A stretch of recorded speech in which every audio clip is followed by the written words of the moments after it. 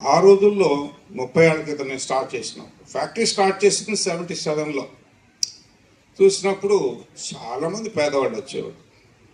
కొంతమందితో ఇంటర్వ్యూ చేసినప్పుడు personal interview చేసేవాడిని స్కాలర్షిప్ కోసం వచ్చినప్పుడు. అక్కడక్కడి నుంచి వచ్చేవాడు, కోగూరు నుంచి, అవనిగడ్డ నుండి, చాలాగూడ నుంచి వచ్చేవాడు. అప్పుడు నేను ఎక్కడికి వెళ్ళేవాడు కాదు, వాళ్ళే వచ్చేవాళ్ళు.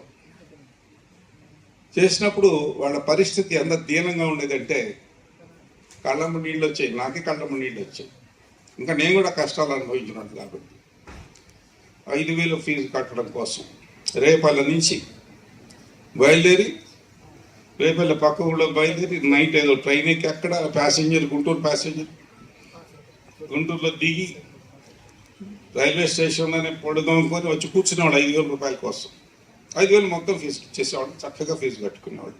4 సంవత్సరాలు ఇంజనీరింగ్ స్టూడెంట్స్కి 4,500, 20,000. డాక్టర్స్ కోర్సు వాళ్ళకి 5 సంవత్సరాలు 5,000, 40,000. ఇంటర్మీడియట్ చదివేళ్ళకి 2,000 ఇస్తాం, ఇప్పుడు 3,000 పెంచాం. ఆ రోజుల్లో బ్రహ్మాండంగా సరిపోయాయి. అందువల్ల వాళ్ళు అన్నట్టుగా ఇక్కడ బహుమతులు రాశారు. బహుమతులు కాదు, పేద విద్యార్థులకి ఇచ్చేటటువంటి స్కాలర్షిప్లు.